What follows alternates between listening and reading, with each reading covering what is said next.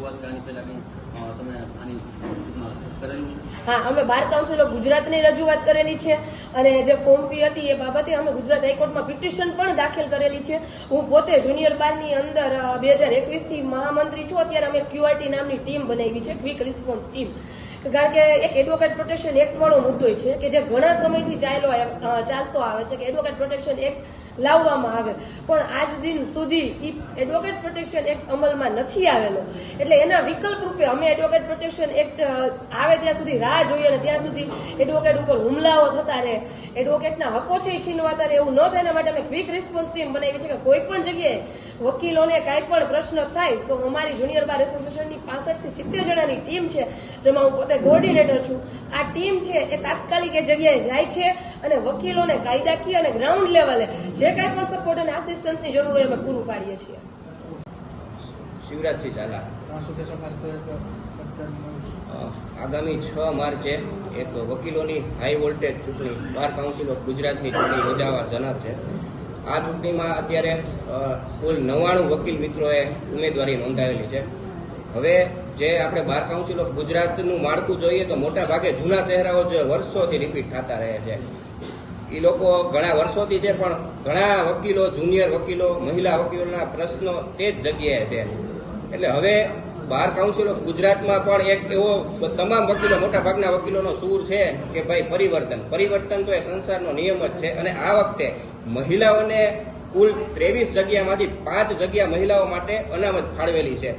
એટલે અમે એવું નક્કી કર્યું કે ભૂમિકાબેન પટેલ છે, અમારા રાજકોટના લડાયક મિજાજવાળા વકીલ છે. ભૂમિકાબેન પટેલ અમારા જુનિયર બાર એસોસિએશન સાથે સંકળાયેલા છે. ખાસ કરી અને જુનિયર વકીલો અને મહિલા વકીલોના પ્રશ્નોને સિનિયર વકીલોના આશીર્વાદ સાથે વાચા આપી શકે તે માટે જુનિયર બાર એસોસિએશન તરફથી અમારા ભૂમિકાબેન પટેલ કે જેઓ હાલ આપણે કહી શકીએ કે રાજકોટ જિલ્લામાં કોઈ પણ સ્થાનિક મહિલા વકીલ પ્રેક્ટિસ કરતા હોય તો તેઓ અત્યારે એક જ છે, ભૂમિકાબેન પટેલ. અને હાલ કુલ 99 ઉમેદવારોમાંથી ભૂમિકાબેન પટેલનો 60 નંબરનો ક્રમાંક છે. તો હું જુનિયર બાર એસોસિએશન વતી આપ સૌને એક જુનિયર વકીલ તરીકે હું એક એવી આપને પ્રાર્થના કે માગણી કરું છું કે ભાઈ હવે ખરેખર પરિવર્તનની જરૂર છે. તો ભૂમિકાબેન પટેલનો ક્રમાંક નંબર 60 છે, તેમની સાથે ફર્સ્ટ પ્રેફરન્સ વોટ 1 નંબર આપી અને આપણો અવાજ બાર કાઉન્સિલ ઓફ ગુજરાત સુધી પહોંચે તે માટે હું નમ્ર અરજ કરું.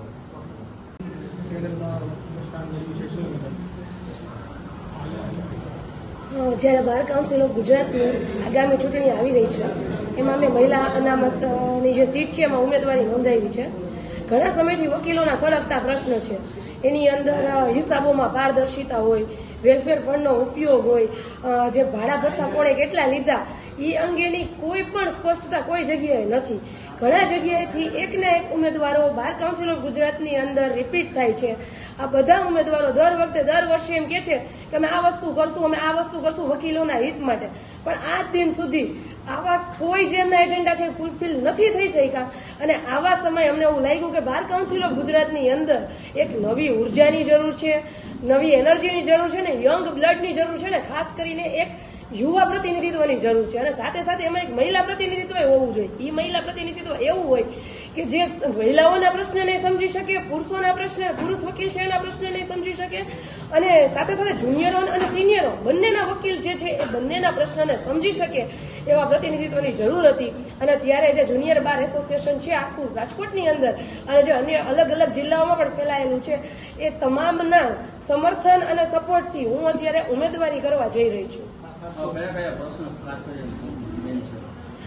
મુખ્યત્વે અત્યારે સૌથી પહેલો પ્રશ્ન આવે છે એક તો જુનિયર વકીલોની આર્થિક પરિસ્થિતિ. જ્યારે જુનિયર વકીલ પ્રેક્ટિસમાં આવે ત્યારે એની પાસે આવકના કોઈ સ્ત્રોત નથી હોતા, આર્થિક સહાયનું કોઈ માધ્યમ નથી હોતું. એના એ એક સૌથી સળગતો પ્રશ્ન છે ને વર્ષોથી છે, છતાંય આ બાબતે કોઈ ગંભીરતાપૂર્ણ કોઈ પગલાં લેવામાં નથી આવ્યા.